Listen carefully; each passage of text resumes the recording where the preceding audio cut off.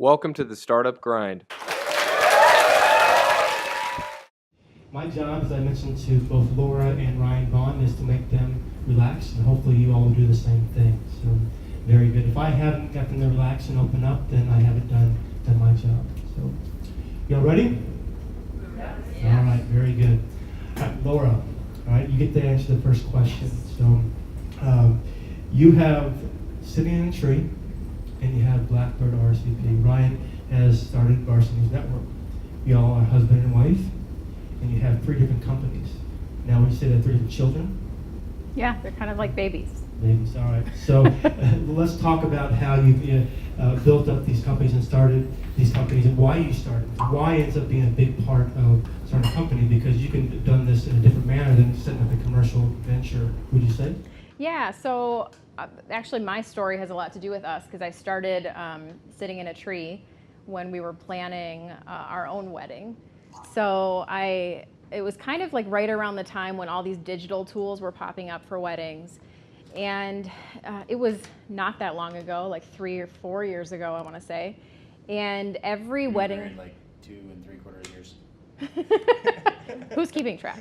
While we were planning, which would have been before that, I started looking for wedding websites for online RSVP, and all of the options were free, and they all kind of looked like they were designed in the 90s or designed by a web developer, which, not to diss web developers, but it wasn't like a woman designed it. Like, she designs every other part of her wedding, and I thought that was interesting. So a friend of mine who is a web designer, we teamed up and did a few designs, got some funding from Start Garden, and then I don't know, since then we've done hundreds of weddings. I think we do 30 to 40 every month. So that kind of goes and runs itself. And then in the meantime, I was really trying to figure out, how do we do this in a way where I can have a customer more than once? And people, even if they get married more than once, they're not going to have a website.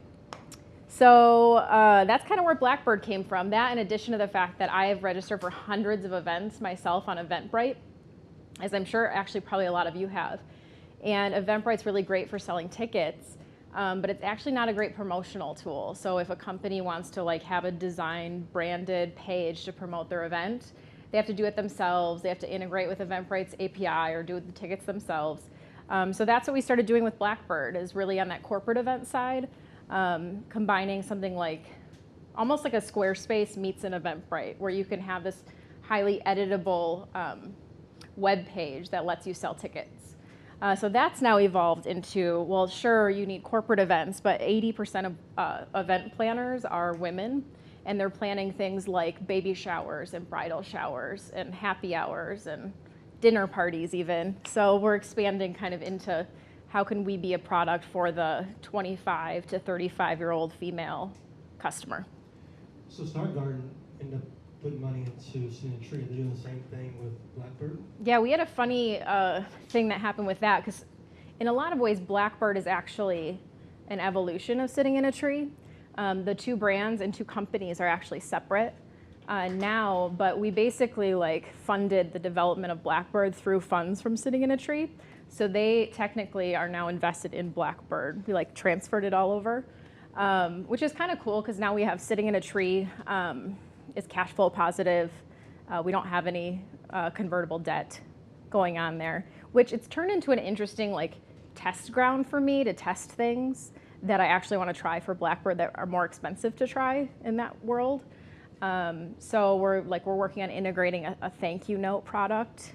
That's actually, it's really cool. It's a robot that learns your handwriting, and then will write thank you notes and mail them for you, and which is super cool. You guys ever written thank you notes before? Yeah, you get cramps from doing this stuff. Yeah, I did get. That's why this girl started this company. Is she's like, I was writing thank you notes for my wedding, and my hand was gonna fall off. So there's this company that does this, and you basically enter in a message, and you can either pick from their fonts or scan your own in. And if you have this robot write 10 notes for you, they'll all look slightly different, kind of like your handwriting does. Mails them out and everything. So anyway, we're looking to integrate this, which I think is an interesting idea for Blackbird, but it has a very specific niche in the wedding space, and it's something where like we can practice integrating with their API over here, learn, you know, what mistakes we're gonna make, and then do it again. Like a little sandbox, right? It is kind of like a little sandbox. One of the things I think is really interesting and cool about what Laura's done with her businesses is, and to get to your question around like why start a business as opposed to all the other things that you could be doing, consider there's two different types of businesses. There's a product business and then a service business. In a service business, the big challenge is that your hour is what you're selling, or somebody else's hour is what you're selling. And so there's necessarily a cap to how much money you can make and how hard you have to work, and those things are very related. One of the things that we're both in product businesses, and what Laura's created through Sitting in a Tree is a business that decouples the amount of time you spend and the amount of money that you make, which is, I think, the ultimate goal that we all want is just a money printing machine that just works. That we don't have to do anything for, right? And that's what now Sitting in a Tree has become, is it's a profitable entity that you really don't have to spend any time on. It's just you can focus all of your energy on Blackbird, and Sitting in a Tree just becomes kind of fuel for that. Yeah, so in that sense, it does get ignored a little bit because, you know, my... I was trying to pitch that as the goal. It's a That's like what you're thing. trying Like, to do. Yeah, I meant to do that. No, the plan was for that to make me millions of dollars, and that like takes a long time, it turns out. So when you're doing 30 to 40 weddings a month. So I don't know, but in terms of like broader, like why not get a job? Like I thought I was going to be in pharmaceutical sales. Like that's where I was like, oh, I'm going to be in drug sales rep, and I'm going to work for Pfizer or work for Stryker or whatever. And I don't know, like I got a job actually down the street at the Chamber of Commerce right out of school doing membership sales, and just started meeting people and like immediately got fascinated with people's stories that were building things.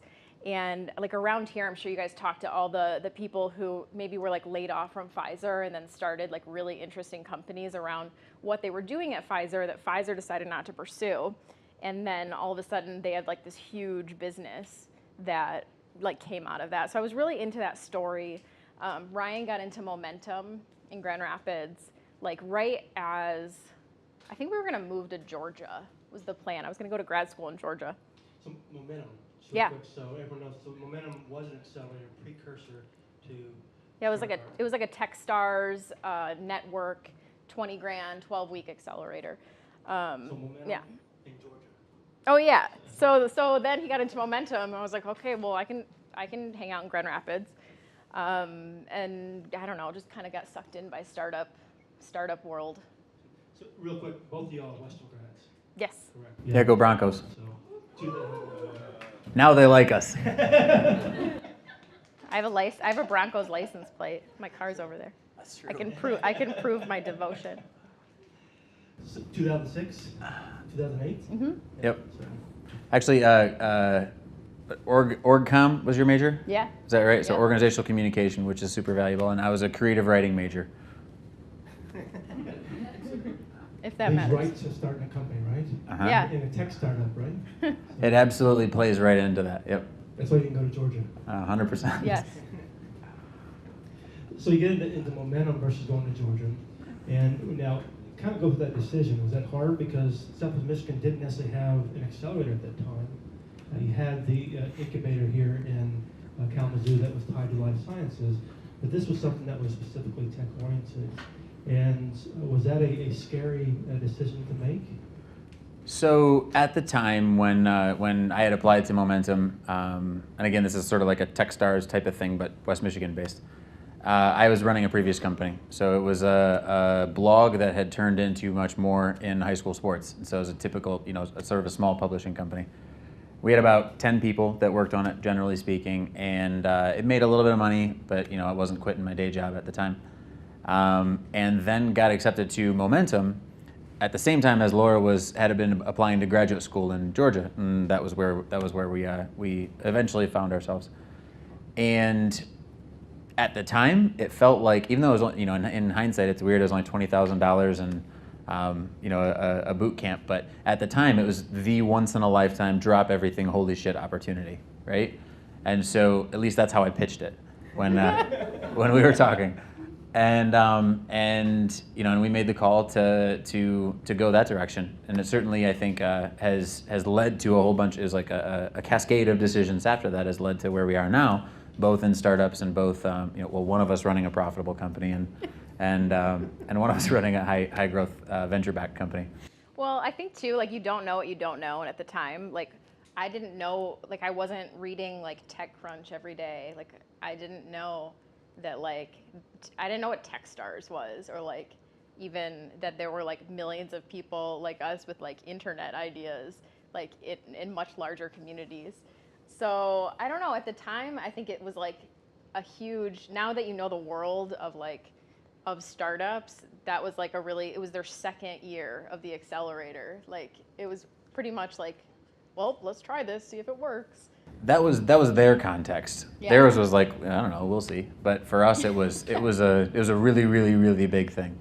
But I think like the ecosystem of startups has evolved a lot since then. So when we were first getting started, momentum was it.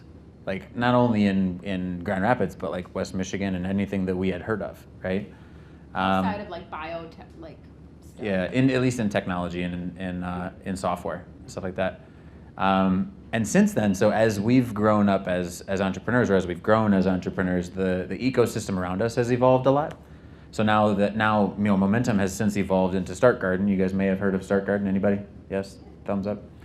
And it's an entirely different model. They're actually doing something very innovative on the national stage now. And now there's a number of venture funds around here. There's a number of accelerators all over the place that just weren't there at that point. So it was a different world. So it's a couple things here then. Does your family think you're employed? Oh no, my family thinks I'm unemployed. So maybe not like my mom and dad, because I do like they know about like the internet, and so like I can tell them about things. Somebody says you're unemployed, you say internet. Recently my sister is engaged, and she had a bridal shower that I was in charge of the invitations. And so I used Blackbird, and we just did this super cool like photo shoot for we have this theme where like the top of it is a photo and there's like words on it that says you're invited. It's really girly and fancy. And so we just did this photo shoot where we a friend and I, she's an art director, we just got all of our cool stuff from our house and we like staged like a dinner party and we took pictures. It's really cool. So I used this invitation for Erin's bridal shower, and we got my grandma last night to RSVP like on the website, and it was like a personal victory for me. I was like, see, I did this. Like I do things. Not only that, your grandma did it. I know, my grandma did it, so that was kind of sweet. Well, very good. Now, what about your family? You think you're employed? My family's pretty small. It's just my mom, and my mom loves me. Fewer people to convince. So yeah, my mom is she likes me a lot. Well, she's also part of the reason for starting the company too. So I remember seeing you mention this when we were talking. This is embarrassing. Do we have to go down this road right now? We talked about Yeah. it. So I see you in November 2012 at Hope College at the Grand Angels in your pitching, and but you had gone through so much before that. But your mom was part of that story in terms of why you started Varsity News Network. So let's go back and you go from a blog to a momentum, and then you talk about something that happens after momentum. After that's basically 12 weeks in terms of, I think you call it the trough of startups. And what did you do after momentum? I think it's Did you probably raise worse the than money? that. Well, so I called it the trough of sorrow. Sorrow. Sorrow is not synonymous with startup all the time. It is mostly. Sometimes that's synonymous, but not all the time. So this has to do with the ecosystem that was available for entrepreneurs at the time. Momentum was it at the time. And so the structure there was you get $20,000 investment and 12 weeks of boot camp to basically teach you about business. Remember, creative writing degree, so I desperately needed that. And the way that it works for Techstars in the major markets like Silicon Valley and in New York and Boulder is after that 12 weeks, there's a demo day and a pitch day. You guys are probably familiar with this. There's a bunch of investors that will, in theory, invest money into your company, and then off you go. And from the accelerator's perspective, then they're done. They're kind of wiping their hands, and you're off and graduated and going on to the next level. All of that exact same thing, circa 2010 Grand Rapids, except for the investors. So great build-up, great boot camp over 12 weeks. I learned a hell of a lot. It was a tremendous experience. Learned a ton. Great people. Yep. All the people are amazing. Yep. Build up, and then 12 weeks when all the investors are supposed to be there. No investors, crash. And like every single company that went through momentum followed that exact same build up and then splat trajectory. So the trough of sorrow, what we affectionately call it, is what happens after the splat. So we had gone from being in all sorts of media, being in the newspaper all the time, being on TV, like holy crap, look at all these cool things that Varsity News Network is doing, etc., to in the span of literally like a week, like nobody cares anymore. And there's nobody that's going to talk to you. There's no investors. There's no nothing. All of this stuff that was built up, just none of it came to fruition based on the ecosystem that wasn't there. So we spent probably about a year after that, myself and my business partner and eventually the other person that we recruited, just scrambling to figure out, first which way was up, but then second, with still that initial $20,000 investment, how can we leverage that $20,000 over an entire year to prove product market fit? And that was you just don't move very fast, right? I had a full-time job, I was a full-time student, was still running the previous company and was trying to get VNN off the ground all at the same time, and just really, really busy all the time. So explain Varsity News Network, and if you want to include the story that you told at the Grand Angels piece, that might be good. So you could act it out if you want to. So yeah, I talk with my hands, forgive me. I guess I have to tell the story now. So I played basketball all through high school. Sports have been my life forever. I was good enough to play at a high level in high school, but not good enough to play in college. I didn't play at Western. And so the pinnacle of my athletic career was in high school, right? And I think 94% of all athletes, that's the case. Never play after that, but still, like, sports is such a critical part of our culture. It's all contained within these 4 years, right? So for me, the pinnacle of my athletic career was senior year varsity basketball. We won the district championship. This was Grand Haven High School on the west side of the state. And I remember we won at Granville. And I remember this because as the final buzzer sounds, I'm standing on the court, we're all excited. This was something that didn't really happen at our school much. We weren't that good, but we had won. And our section of the crowd rushes the court. And I see my mom, and she's this 5'2", 100-pound, really skinny lady. I'm a single-parent household, so we were very close. And she's just running towards me. She's so excited, right in the middle of the crowd, like bumping people out of the way, doing the whole thing. She's very aggressive, actually. She really was, especially for her size. And so she's running. She runs up, jumps in my arms, and I give her a big hug. Cool moment, right? The culmination of an awful lot of nights in the driveway for us as a family. And so the next day, obviously I run to the mailbox to see what the newspaper wrote about the biggest game in history. And the entire front page of the paper was a picture of me hugging my mom on the basketball court. So you guys laugh and you guys think it's great. And it's probably super cute. But as a 17-year-old guy, nah, not cool. I've since gained some context around it. You wanted like a picture of like you like doing the game-winning shot, Yeah, exactly. like looking super cool. Yeah, I didn't hit the game-winning shot, but that would have been sweet. So they couldn't have ever gotten that great. photo. So this was, so my mom, of course, she goes nuts. She sees the photo, she's like, oh my God, she cuts it out, this is what she did back then. She laminated it and then framed it. So I think that's what you do with newspaper stuff. There you go, that's what she did. So so now it still sits on a table in our living room. And this crazy thing happens, and it's certainly, this picture has been a catalyst for us, but it happens in other areas as well. I've seen, every time I go home to my mom's house and we walk by that picture, immediately we're back there. And we start talking about all the stuff that basketball meant to us and that moment and everything, right? So it occurred to me, media has this catalytic effect towards starting conversations between people. And as mainstream media, newspapers and TV station and radio and so forth, stopped covering high school sports. The economics wouldn't work anymore for them.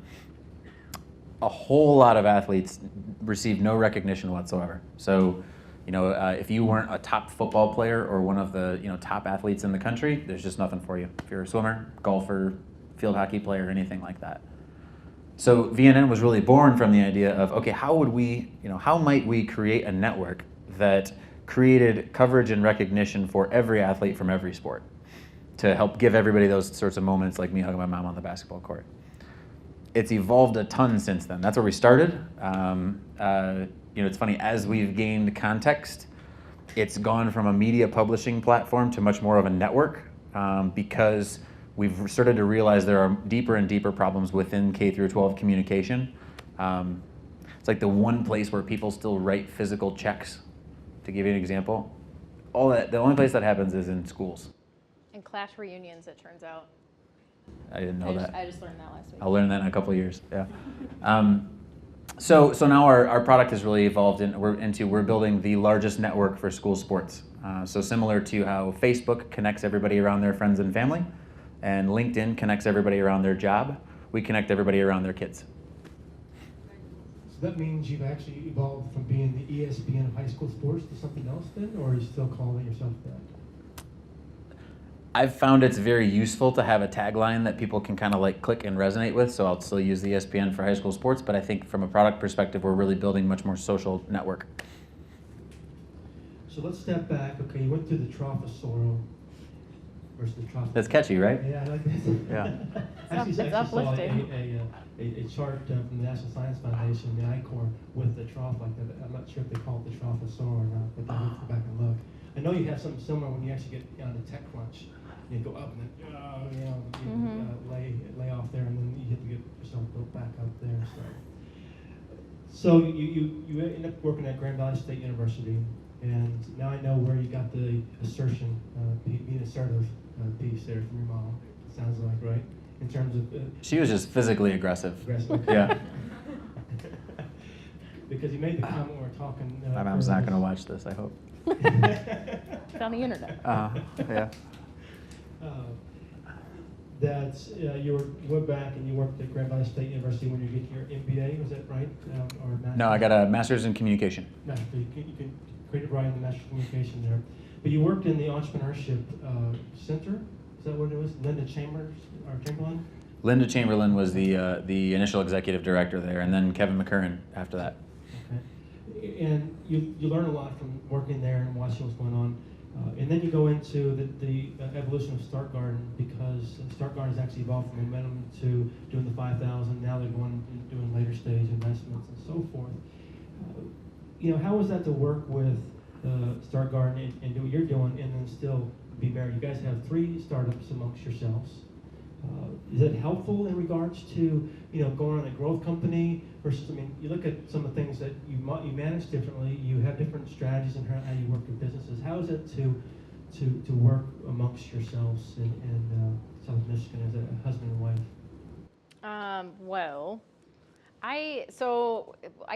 I'll unpack that a bit. So we both run businesses. We both run very different businesses.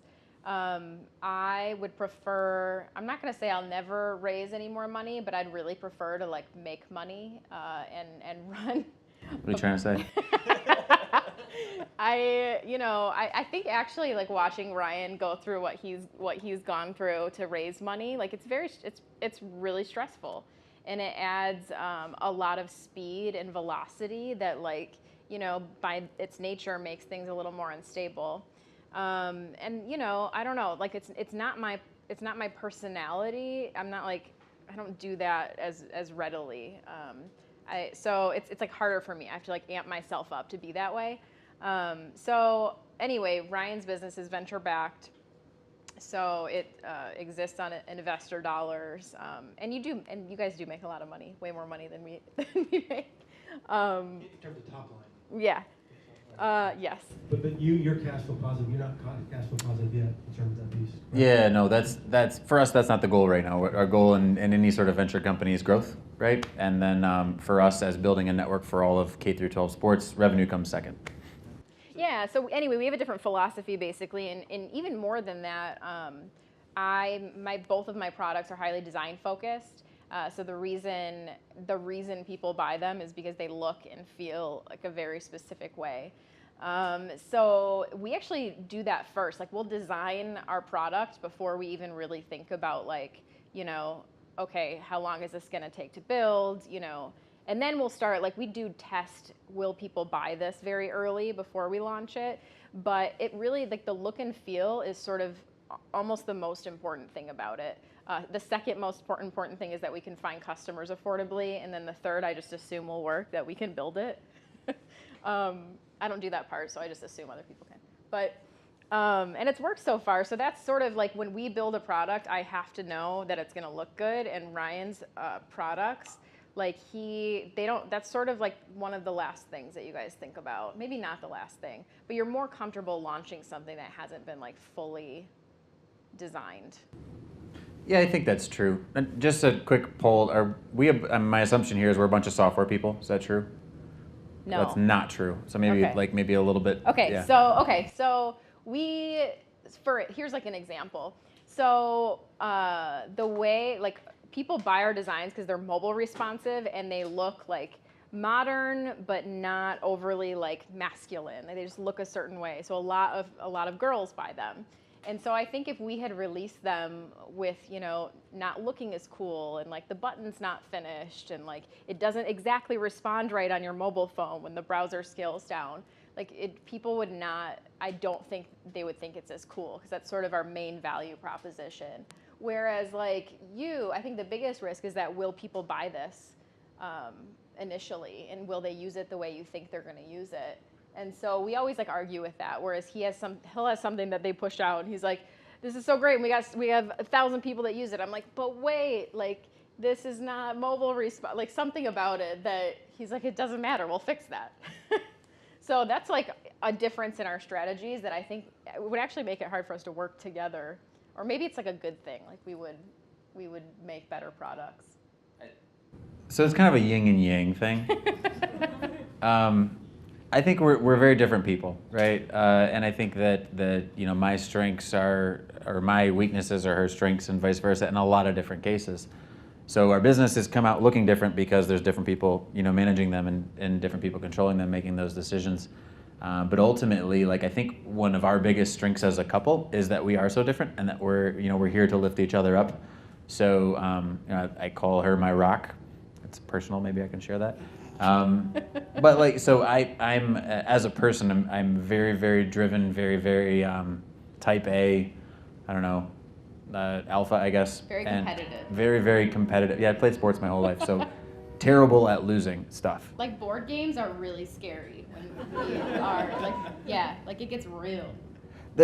I embrace it. That's just who I am. Just don't play board games. Like sometimes he'll like convince you to make. Sometimes he'll be like, "No, that's a better move for you, and here's why." And you're like, "I know this is bad for me. Why is this bad for me?" It's kind of funny. So contrast that with Laura. I think is very, very steady, very like one foot in front of the other and making consistent incremental progress over and over and over again, and super consistent about that. And I think they balance each other very, very well. So if we were more similar, I wonder if we would go veering off too far in one direction or the other. But I think as it is, we complement each other very, very well. And I would posit that each of our businesses are more successful because of it. So let's put numbers on this in terms of how your management style changes, in terms of the number of employees, how you run it, and then the size in terms of like number of schools and metrics that you use in terms of 30, 40 weddings a month and so forth. So people get a perspective of your strategies and the results of those strategies. Yeah, so sitting in a tree, we do 30 to 40 weddings a month. I try to get it to grow beyond that, but that just seems to be where we're sitting right now. Blackbird, we launched Blackbird in, I want to say like September of last year. And so we've had about 500 people create events, and we've done about $28,000 in ticket sales. So that's usually what we measure things by. I don't know, that'll change once we start, doing. We're trying to add a lot of like revenue making things, so we make more money per customer. So at that point, that'll probably be a measure something that we measure that we don't right now. 1,000 people working? What's that? 1,000 people working in the company? Oh, our company. So Sitting in a Tree is myself, and we actually are supported by a development company in Holland called Collective Idea. And they are awesome and have just like helped, I don't know, they just help us with a bunch of stuff. And then Blackbird, I have a partner as a developer. His name's Jason, and he lives in Jenison, Jason from Jenison. And we met on a co-founder dating website. Fun story. I think it's called Co-Founder Dating, something like that. Anyway, and then there's a couple of guilty-looking faces out there. And then what else? Okay, so then I have like a sea of designers that I work with on projects. So I have a lot of friends who are either web designers, print designers, art directors, photographers, and they are awesome because they all love doing like freelance projects. And it's perfect for what we do because we have a lot of standalone themes that have their own look and feel. So that's been really fun to just get to work with your friends and pay them to do things. They've really liked it. So I would say like we have about 10 people that we loosely work with on and off, depending on the project and what we need done. The question was numbers? Yeah. So Okay. both in terms of give people a perspective of size in comparison to how you manage your companies and so forth. Because again, it goes back to you raising the money, having to go out and try to beat the market in regards to going to Michigan, Midwest, and so forth. And you might be doing that with Blackbird RSVP, but you have to sit there and look at that piece. So kind of want to show that evolution of it's not a right or wrong decision, it's what type of person you want to be in terms of running your company. Yeah, so lots of stuff in there. From a numbers perspective, we really started to kind of get started. We passed the trough of sorrow, we'll say, in early 2012. And so at that point, we measure our growth in schools, the number of schools that we work with. So we manage their official athletic website, and that becomes the hub for all of the people that are interested in that school's sports. So at that time in early 2012, we were working with about 15 schools, give or take. And then since that point, in about 3 years, we've grown to just over 5% of all the schools in the country, which is about 1,100 schools. Which has been a crazy ride in order to be able to do that. We've been growing just about 500% per year over that period of time, so it's been very aggressive. So that's from a school perspective. Now that's really due to, and if any of you guys are starting startups, one of the things that I think we did really well, which I would recommend, is finding a growth, like the smallest possible unit of something that's growth focused, that you can put $1 into and then get more than $1 out of, whatever that is. Sometimes it's Google AdWords. For us, it was a salesperson, all sorts of different things. But once we found that one small unit, then it made a heck of a lot of sense from an investor's perspective to do that a bunch of times, right? And then that led to the type of growth that we've seen. So from effectively 0 to 5% of all the schools in the country in 3 years. Our goal is to be at about 20% of all the schools in the country in another 2 years, and that puts us in a great spot. From the three different things that we measure are schools, traffic, and revenue. Those are the three things. So schools, that's that one. From a traffic perspective, we are at about 1 million users on a monthly basis that will use our products, spread across those 1,100 schools. And then revenue in 2014, we booked just over 1.5 million in top line sales. And in 2015, our goal is to be at about 4.5. So obviously a very different trajectory, a very different story. And I think there's pros and cons to choosing either way. From our perspective, trying to capture a market like schools, right, where it's very competitive. There's only 20,000 schools in the country, and they're not making any more of them. There's a certain competitiveness or a certain speed with which we had to move in order to not get left behind by a market that's quickly evolving. And so for that reason, it made sense for us to raise money because we wanted to catalyze this change in the market as opposed to miss it, right? And I think that's raising money has enabled us to do that, and we're now the largest and fastest growing player in our space. That never would have happened without raising money. But I will also say that I have gray hairs now that she points out to me sometimes that I probably wouldn't have had otherwise. How many people do you have? And we have 75 people working at the company. That's 25 in product and support and 50 salespeople. And your lead developer is where?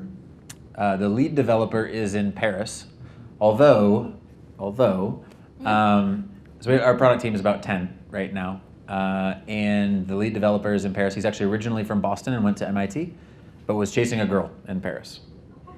This happens. Yeah, they met. Business is very human. They met because she was on an exchange program here, like to become an au pair in Boston, and they like met at a friend's house at a party. And then we're like together for a year, and she was like, I have to go back to Paris. And he was like, okay, Okay, I'll go. No, so Mark He's been there is for a couple years, right? Mark is his name, and he originally joined the company on the heels of selling another company. So he had started a company that was in intramural sports management software. So of course, like right aligned with what we wanted. And his application was still the best job application I've seen to date. He sent me a quick like 2-line email, and he's like, "Hey, I just sold this. Heard you're hiring for this. Call me." I was like, all right. And then he found a girl, and he chased the girl off to Paris. She's very nice. Her name is Cyrielle. We call her C yep. for obvious reasons. It's hard to say her name. I've been practicing. But the reason that the finger went up is that we have recruited Mark to move from Paris to Grand Rapids. Both of them together. Yes, both of them together. That's actually the important part, is that Mark was very easy. He travels to Grand Rapids all the time, like, so he understands the community. And once he stayed in our living room for a month, which we'll get to that story after. That was weird. But he's, I mean, as basically a co-founder, like, he's been tremendous. He's in the thick of it. He, like, anything for the company, no question, he's there all the time. The wife, on the other hand, that's a whole nother story, to try to convince her to move from Paris to Grand Rapids. She works for L'Oreal. She has a great job. Yeah, all that. I'm very convincing, apparently. What we did is we have to like time it so that she visits during Art Prize, right? And then, so she sees all that. And of course, this is how it always is. What are you talking about? But anyway, they're going to be moving here in the next couple months as well. Yes. Yeah. In your living room. Yeah. So in our living room, on an air mattress for a month last July. That was Thank actually you like for that the again. most like startup-y I've ever felt. Because you know how like there's always that story of like, oh yeah, I went couch surfing and like I just built this app on someone's couch. And I'm like, I didn't think that existed, or like it only did in San Francisco. And then I was like, oh, this developer's living in our house. We don't even have an extra bedroom. We live in a loft. It's 1,000 square feet. Like, and he was in our living room under we have a giant like whiteboard on the wall that like sticks. And he like lived there for a month. It was pretty awesome. He was a great house guest. I got to cook for them. I love cooking. It was kind of fun. That's all the good stuff. Like, thank you very much. They didn't ever stop talking about work though for the whole month of July. They come home and they'd be like, but after that meeting, you know what I was really thinking? And then It was actually a ton of fun. Like, if you ever get a chance to live with a co-founder, it's awesome. Most people don't have a significant other that's as understanding as mine. or who maybe likes to cook for people as much as yours does. Exactly. Yeah. Yeah. But yeah, it really, really cool experience, and I think we've had a number of interesting through the process of just engaging with so many people throughout growing this business. There is a lot of interesting stories, some of which I can probably say up here, some of which I was talking about earlier that I probably can't say up here, but I'll share them when we're off the air.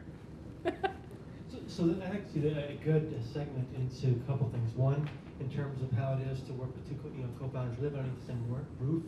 Because you guys could have started a company together, but you guys have gone and done different things and been successful in that regard. So you have an interesting story about your guest in the loft there in terms of what it opened yourself up to in regards to talking between husband and wife. You want to share that? What do you mean? Oh, I know what we're talking about. Remind me. So okay, as a founder of a company, there's a lot of work involved, like no matter what. So you're on a lot of the time. And I can certainly be, and I think you can also be, very focused, very zoned in to like what you're doing. So we were it's helpful sometimes to have an outsider's perspective on how your relationship is going. So we thought our relationship was going fine, and we have Bo over, Mark. He's in the loft with us. He has two names, Bo and Mark. Yep. Yes. And he stops us. We're all working on our computers and stuff. This is some Sunday or something like that, and he stops us. He's like, "Hold on, you guys. Hold on. Ryan, you just said blah blah blah blah blah blah blah about how your day was, and then Laura, you just said how blah blah blah blah blah blah blah how your day was. You didn't hear a word she said, and then you didn't hear a word that he said. Do you guys just want to start over with what you just did? Is this how it always is?" But like both of us are perfectly happy because we like We're said what like- we need to say. We're like, yeah, that's pretty much it. Yeah, that's how it is. Yeah. Yeah. Anyway, that does get interesting because sometimes you're in your own like head so much, and like both of us are. So none of us are like looking for more problems at the. Probably no one is. Like no matter what you do, you're not looking for more problems at the end of the day.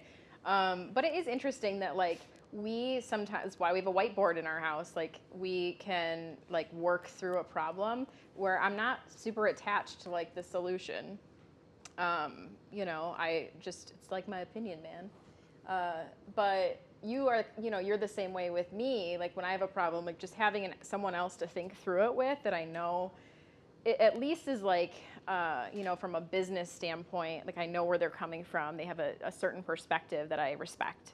And so we've like helped solve a lot of problems, I think, together that if you didn't know what I did or like weren't in that world or vice versa, I think it would be not that way. One of the things I think is interesting is like balance with all of this stuff. So as you're trying, because it requires some of your time to grow a relationship and to make sure that your relationship is healthy while you're growing a company. And sometimes those two things can be at odds. And I think we do a fairly good job of that. But I think that that we could certainly, like, there's sacrifices that you make in order to grow a company. Like we have date night on a weekly basis that we do most of the time. Most of the time. Yeah. But I think, like, ideally speaking, and then we're not perfect, right? Ideally speaking, there would be a time that we dedicate out all the time that no matter what, the relationship is prioritized above everything else. And the reality is that as we continue to try to get better at this, most of the time that's true. And then sometimes, something just came up, right? And, you have to deal with that thing. Well, I think the coolest thing is that because I'm not at a job, I don't have vacation time to worry about. Like, I've been able to go on a lot of trips, like, together and work from, like, we were in LA last week, and I can work, because I work at home, I work remotely with a lot of people, so it's kind of easy where we can be places together that we wouldn't have been able to, being that it's... 30 trade shows, I think, is what you mentioned to me. Yeah, so they're... The February, Yeah. March. Yeah, go ahead. No, yeah. So over the last couple months, since February, March, and April, and the beginning of May, a lot of our business is geared around trade shows, or we do a lot of business at trade shows. And of course, all the schools gather in one spot around the country, so you can just do one of them. That's not true at all. What they do, in fact, is one for every state. And in Texas, there's two of them because they want to be difficult. Are there two in California, or do they all go to the... No, they all... It's so long. In California, they all go to Reno, Nevada. Neutral. Yeah, exactly. So what's as a result of that, like, we're flying all over the place. We're doing 30 this year. We're doing 30 trade shows in a period of like 2 months. And what a trade show like travel schedule looks like is get on a plane. When you land, you hop in a cab and go to a convention center that looks identical to the last convention center you went to. You stand at a booth for 8 hours. Then you get back in a cab and go back on a plane and go back home.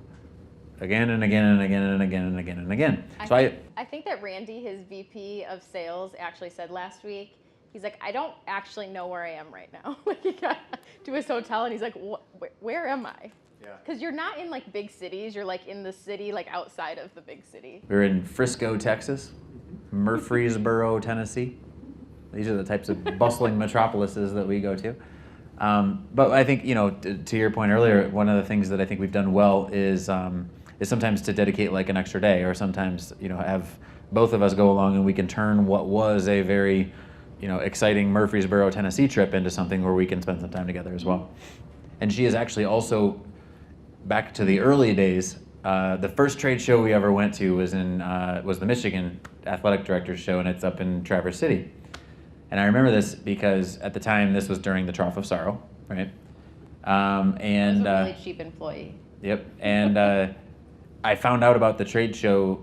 I was looking online and I was like, oh, there's these organizations. This is really convenient. And I found this trade show. I was like, oh, it's tomorrow. Crap. So we're like, yep, we're going. We're going up to Traverse City and we're going to do it. And we just kind of like were stalkers the whole time. And then, Laura was my booth babe once upon a time as well. I was your original booth babe. Except I actually knew how to talk about your product, which made me better than all of the other booth babes. So that was good. That's actually true. Yep. So usually people say, okay, I'm going to start a startup. You have to have the bedrock employer, vice versa, and so forth. Was that hard to actually start the companies together at the same time? Yeah, so VNN started before Sitting in a Tree did, but yeah, like right as I was pitching and like thinking of doing Sitting in a Tree, I remember a couple people were like, Laura, no, like some person has to have a job, like someone needs to have a paycheck. You'd be employed?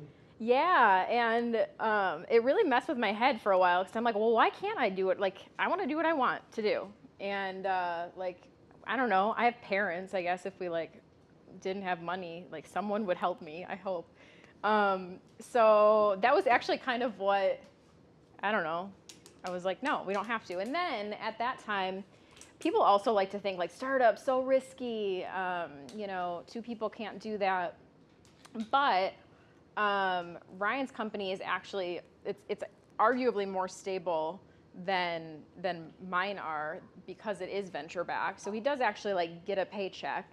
You know, mine is a little more unpredictable, but I don't think a lot of large companies are that predictable anymore. I think I have a lot of friends that you know have recently been let go or things got reorganized, and that seems like a little bit scarier to me because I like to think that we are very employable, and if something happened, like I know a lot of people where I could go, you know, get a job, but it's kind of like the time in life to take some chances, you know, like we don't own a house, we don't have kids, we're relatively like we could move around, you know, we don't buy a lot of stuff, so. You know, I think it's to kind of piggyback on what you were saying, like having a job at a major corporation, it's not like that's steady, right? There's, I don't know, the difference in my mind is that when you start your own company and you are your own boss, then you have control. So you have control whether you have a job the next day or the next year or whatever based on your performance. That's sometimes the case in a larger entity, sometimes not. You know, sometimes there are forces that are bigger than your control that mean you don't have a job anymore. So I think there's a perception that's based on a lot of historical precedent that you know people are built on the American dream and all this type of stuff that that if you go to school, you get a job, you do all the stuff that you're supposed to do, and everything will just work out. You'll always have a job. I mostly think that that's not true.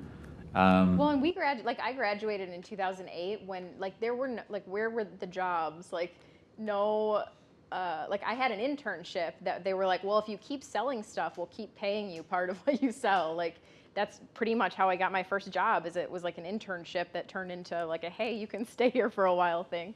And so I don't think we've ever had that like stable, you know, go work for a big company culture. Or I know I didn't. So it was easier to just, in a lot of ways, like it was easier to start something than it would have been to go get my foot in the door at Pfizer. And like I would have never fit in doing that. Like I've done some contract work for larger companies, so I'm really glad that I didn't do that.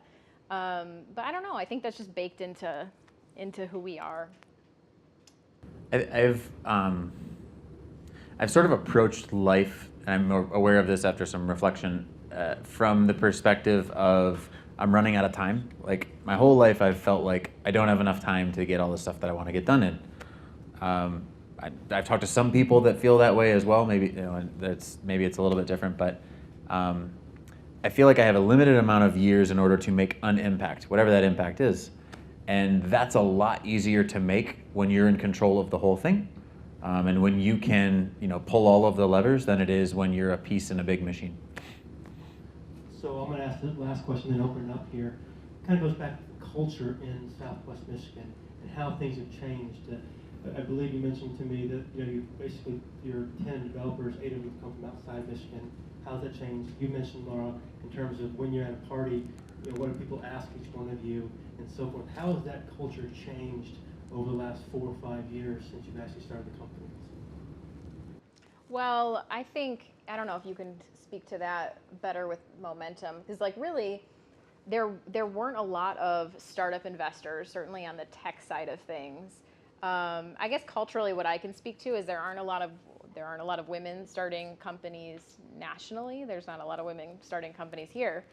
So I don't know. It's still like you get that. We'll go to an event and we'll meet someone and they're asking Ryan like, "How's your business? How's that?" And then people want to know like how my cat is or like, like boring thing. I don't know if it's like they can't relate, but I would like to see more of that. And it's maybe starting to change where there's more women that are starting companies in West Michigan. But I don't know. I think we still have a long way to go there. There's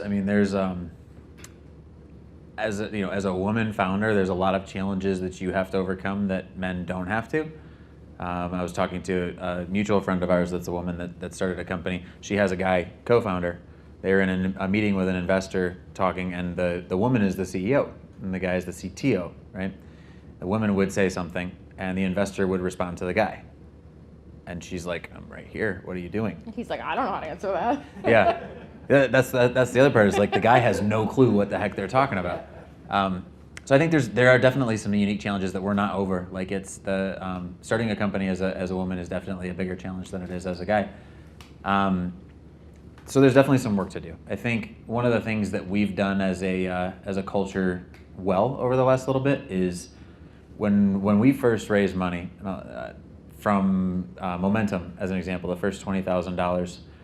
The big challenge that they had is after the 12 weeks, they're like, okay, now there will be investors here. And then there weren't. And then they're like, and now that's changed, right? So now there's Lakeshore Advantage on the west side of the state. There's the Grand Angels. There's the Northern Michigan Angels. There's the Blue Water Angels. There's the, I don't know, something else Angels. There's lots of Angels.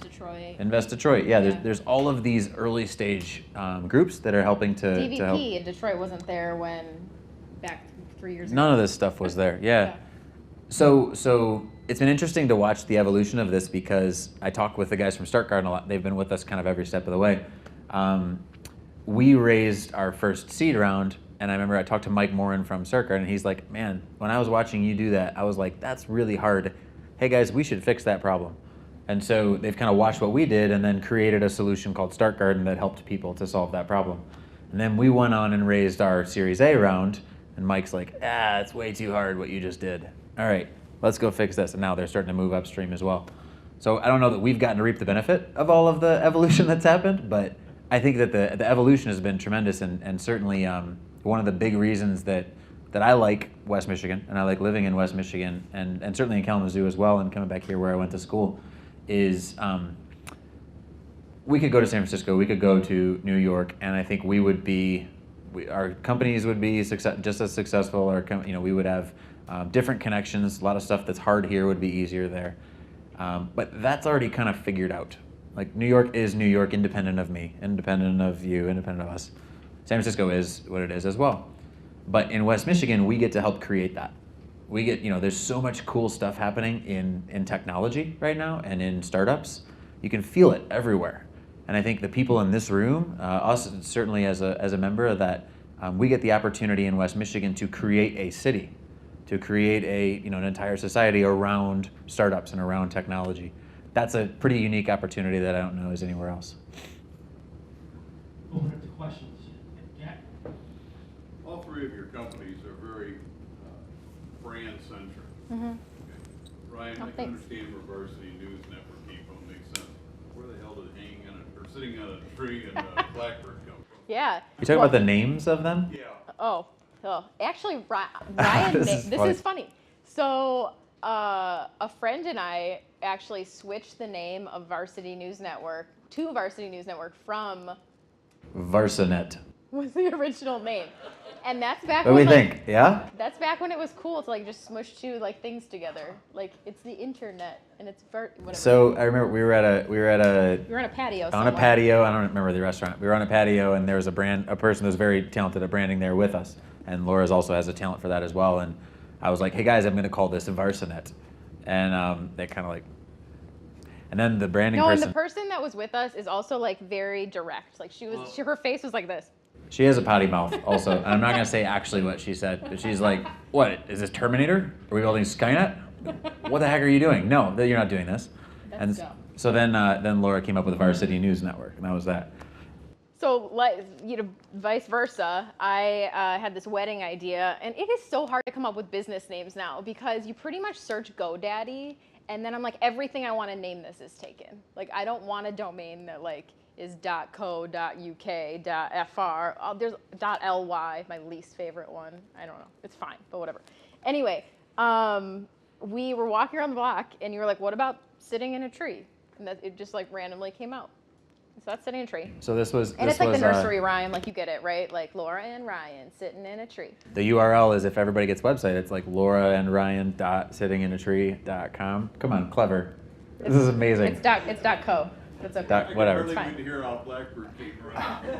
You know what? It's actually, I feel like the strongest name so far because it's very I like it from a branding perspective and the visuals I think of when I think of Blackbird. I started to think about names, and I'm like, we're really the RSVP process is kind of like a delivery thing. Like, what kind of animal? I don't know. I was into animals. I was like, what kind of animals deliver things? And I started thinking of crows. Like, crows deliver messages, and we had been watching Game of Thrones a lot, and there were a lot of, and it was I think the first season where there's a lot of crows everywhere, right?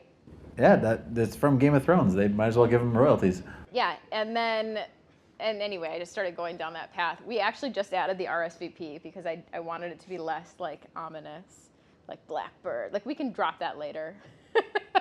But that's how we came up with the names. You want to just shout? Yeah, sure. So I'm kind of wondering about back to funding. A, did you ever use or consider using a crowdfunding approach? And B, did you search mostly locally for investors, or did you search on a national level, or what went into that? So crowdfunding didn't exist when we were first starting out. Except for Kickstarter, which you couldn't do. No, Kickstarter didn't exist when we were Oh, starting really? out. Yeah, none of that stuff did. So no, we didn't proceed with crowdfunding initially. Once you started on the funding path with institutional investors, it becomes very challenging to go to crowdfunding for a variety of reasons. One of which, it gets really messy on your cap table, and there's a lot of potential pitfalls there. As far as where do you search for those types of things, I think we started, and I would recommend starting in Michigan. There's a certain, and you have and Jack here is also a great resource here to ask these questions. But I think there's a Michigan investors have a unique vantage point into Michigan companies that nobody else in the country has, and so they want to take advantage of that because that gives them leverage, and that gives them access that other investors across the country don't have. So you naturally, speaking to a Michigan investor, have that going for you, right? Although I will say, we have our investors have been from Michigan, have been from Florida, have been from New York City, have been from Israel, actually a couple of them from Israel, and England. And we have never searched in Israel or England. It just happened through a friend of a friend that ended up happening. But actually some pretty cool people. So anybody heard of Chelsea, the football team, soccer team in America? The coach is one of our investors. That's one of the guys from England. And it's how the heck do you make that connection? And I don't have a roadmap for you. It just happens sometimes. If you're open and you're nice to people, karma's a real thing. Yeah, and so in terms of funding for us, it's actually something I've been looking into recently. And the challenge that, if anyone has an answer, I would love that. But the challenge for me is it's all about telling a compelling hype story and having a product that someone wants in their hands. I think physical products do really well for crowdfunding because people want it. But for us, I don't know, we have very low burn every month because we have all of our tech stuff in house, so we don't spend a lot of cash every month. So for us, I'm just looking at how can we do this as cheaply as possible and still capture the market while we're building what we really need to build. So I'm trying to do it very cheaply is the strategy right now. But yeah, crowdfunding is interesting. If I had a physical product, I would definitely go that route. Good. I like what you're talking about with how you've raised money. I think you have a pretty interesting vantage point. for talking about that. I'm curious about how it's broken down in terms of what percentage of your money has come from Michigan versus what percentage has come from all these other places. You could probably talk about it in like rounds. Yeah, well, so initially we had our $20,000, which was from Grand Rapids. That's sort of the accelerator. Then we raised a $500,000 round, which was a convertible note, all from Michigan, actually from Grand Rapids. And then we layered that on top of $1 million price round, which was that was Michigan and Manhattan. And that was about half and half in that case. And then there's one after that, which was about a $3 million round, and that was half and half again. So we probably, out of the 5 that we've raised, it's been three and a half of it is all Michigan. And I think the most important part, and possibly the more instructive part as we have these conversations, is the beginning part was all Michigan. And I think if we would have went to New York or somewhere, nobody would have taken us seriously.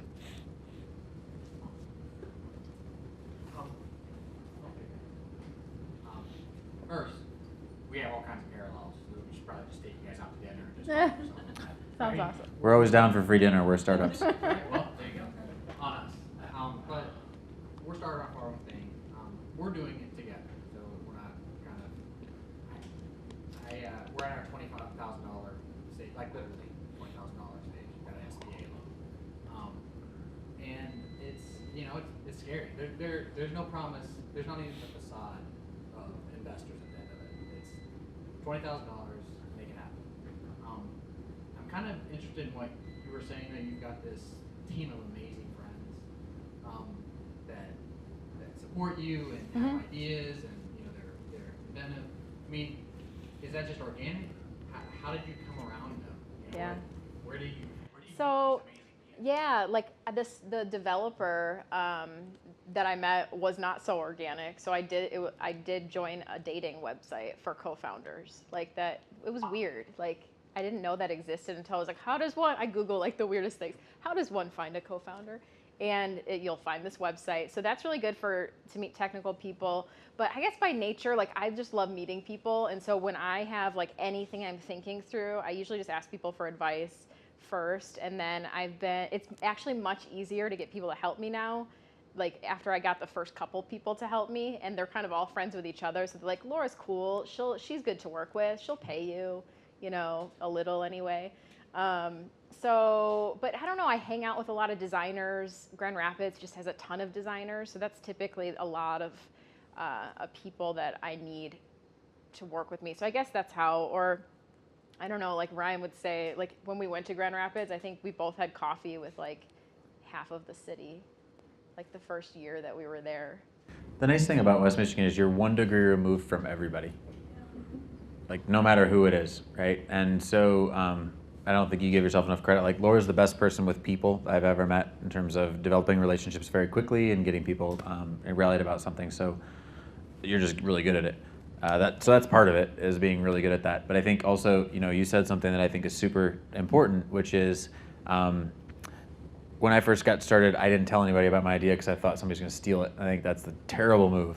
And all of the opportunities that I've been able to create, and I think what you were saying earlier, have come from telling everybody Everything. what you're doing. Yeah. This is what I'm doing. This is the challenges I have. Da da da da da. And then people can help, and people start to connect dots on your behalf. Yeah. Can I ask a follow-up? I don't want to steal anybody's thunder. Yeah. Ask John. Yeah. All right. You got the thumbs up. You're both tech oriented, Kinda. Yeah, kind of. But you're in that space. You're in the internet. You're working with developers. We're not. Yeah. I'm an attorney, and so I want to disrupt my space by working with entrepreneurs. So, were you able to glean from other spaces, for lack of a better term? Did all of your momentum come within the technology realm, or I guess? Well, Putting yourself in the right position, in the right places. Yeah, go ahead. Trying to grasping at straws is a way to. No, so I think there's a lot of different types of innovation, but one of the very, very clear processes of innovation is to take something that works well in one industry and put it into a different industry. And I think absolutely that's a great place to start. And so if you're in the legal space looking to make substantive change in that space, you might look in the technology space, you might look in the farming space, you might like all over the place. You'd be surprised at what the stuff that you can come up with. Perfect example. One of the things that we've done really well at VNN is we've come up with a scalable way to sell into K through 12. You talk to any investor about selling into K through 12, and most of them are like, ugh, it's so hard. You don't even want to do it, right? We've figured it out. We've developed a flywheel model that allows us to do it profitably, which is like unheard of in this space. We did it based on watching what people did for coupon books. What? I don't know, but this, through a combination of experiments and so forth, we found this little thing they're doing with coupon books. These two dots that they put together, maybe that works here, and it did. I would also say, like, for my business, the technology is actually the very light part of it. That, like I mentioned before, design's really important. So how that all works is actually like the core of our business. And when I say jokingly that I just assume the technology will work, it's because, like, I'm not kidding you, we probably use like 15 other companies' products to make what we have. So it's not like we're building anything from scratch. Like, down to like payments, we use Stripe for payments. And it's like, it makes it very simple for people to just plug in and accept payments however you want. Or we use like SendGrid to send all these transactional emails when someone signs up. So a good developer isn't just good because they know how to build all of those things from scratch, but they also know what's out there that you can use that will make everyone's life easier. So I feel like those are kind of questions that as a business person, like, I get that. Like, I don't need to talk about like how all the gears work and why it's gonna work like that. But I know that like I need to accept money online from these people, and like, how are we gonna do that? But yeah, I think it's more like relating to, like, when you're like, I don't talk about the fact, like, our software is written in Ruby. And like, I don't know the first thing about Ruby. Like, but I interact with communities that do. So if I have questions, like, I know who to ask. But I don't know anything about that. So yeah, I think the technology is important. I wouldn't have a business without it. But I sort of think like that's the easy part of what we do, is finding someone who knows how to make that happen. The harder part is buying customers and making sure it's like the coolest thing out there. The biggest risk in starting a software company, is your company around software? Is it building some type of software or no? It's a law firm. It's a new law firm. Yeah. Got it. Yeah, I think then you're looking at any other industry that has solved some problem with similar structures and see how they did it. There's all sorts of gold there. Thanks. Going back to the cultural conversations you had, some of the students, I think Dr. Mueller's students, visited Austin and Colorado and different places, and their comment of a negative nature for the area was that people were very conservative here in sharing their ideas. And you said you had the same thing, but you got over it, which is the important thing. Is that an area that we need to change in these communities, that they are more open with their ideas instead of being, oh, somebody's going to steal it? That's one of a whole bunch that I think we are, hopefully over a long enough time period will change. I think there's a couple, like Silicon Valley is a very special place. One of the, certainly everybody's open about the stuff that they're working, except for those weird stealth companies, which is probably a tangent in this context. But I think one of the bigger issues that we have as a community right now is we are very, West Michigan, Royal we, are very modest. And I think that harms us, right? So what do I mean by that? Well, there have been multiple $100+ million exits in this area, in Grand Rapids and other places in software as an example. And if you get into like life sciences, I bet you there are much more. I don't know, somebody would know. And if you ask your average person, even people that are involved in startups, like, have there been any big exits? They're like, man, I don't know, I don't think so. And if you talk to the person who actually exited that company, you say like, oh my gosh, you just did the most amazing thing ever. Most of the time, the response, at least that I've gotten, is, we worked hard, no problem. There's a lot of dedication, great people, it was good. Which is, I think, harmful because what it doesn't, it removes the opportunity for all of us in this room to see, holy crap, somebody did it, and look what that can do. You know what I mean? And so I think there's what we have to create as entrepreneurs, and certainly what I'm trying to create is a vantage point of what the end looks like to help everybody see that.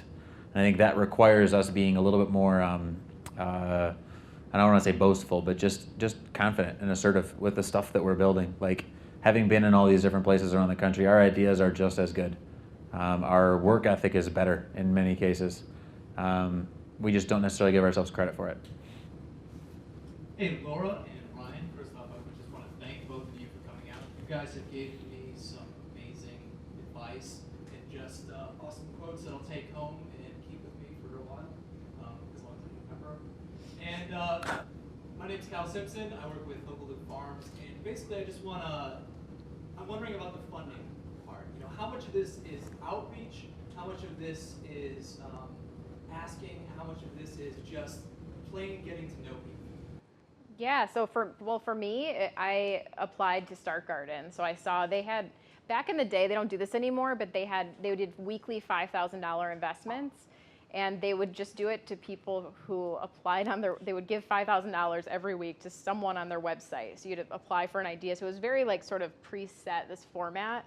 So that was one way. We received additional funding from them, but I've also applied for, we received Business Accelerator funds from the Business Accelerator Fund, which is a state program, but someone worth talking to in terms of state programs, because it's a great, like if you can get money, it's often like a grant.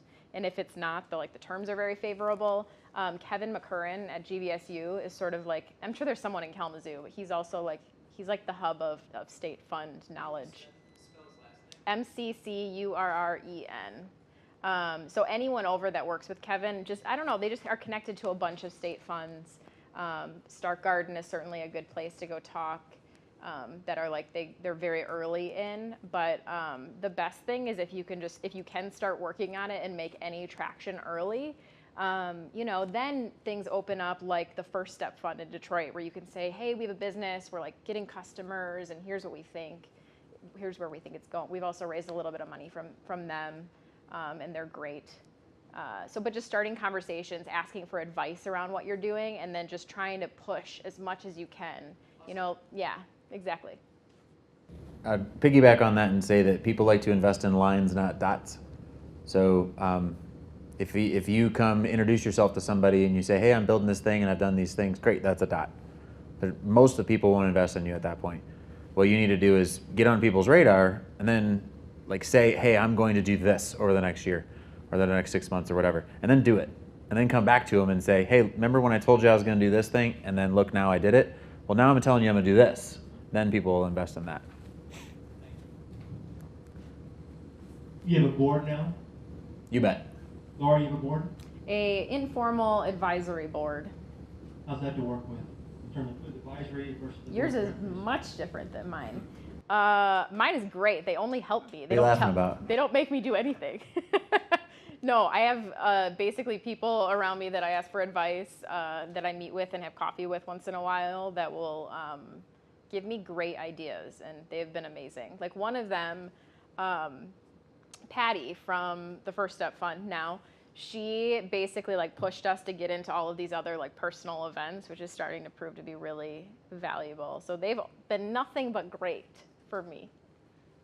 So I have one of the first things that I did when I was kind of getting started was started I don't even want to call it an advisory board, but it's just like a whole bunch of smart people that I ask specific questions about. So if I have a question about sales, I have a guy that I know that's really good at sales. If I have a question about software, I have a guy that I know that's really good at software, and I can have these conversations. Super valuable to have this network, no matter who you are. There's a series of things you need to be really good at. I'm not that good at any one thing, so it's really important for me to find somebody who was a specialist in those areas. As an advisory board, that's super awesome. Absolutely. Think real careful before you get a board of directors, though, because that changes the whole dynamic of the company. Now all of a sudden there's in our case, a group of 5 people that control the company. And you get all sorts of different dynamics and politics and stuff that go into that. I think we've been able to navigate it fairly well, but it certainly was a culture shock when we first did that. Laura and Ryan, thank you very much for this. Give them the hand here. So thank you. Thanks, guys. I want to say thank you to Maestro. Maestro hosted us here, so thank you for Maestro, Jen Randall and crew, so thank you. Rhino Media, who's videotaping this, so you get to watch it on the internet. Oh, good. And your mom. Yeah. I'll send it to my grandma. Is ready. Go for Rhino, thank you. And then Chef Wee, who brought the food, so thank you very much for the food and the drinks. So, Thank you. have a good evening. Thank you.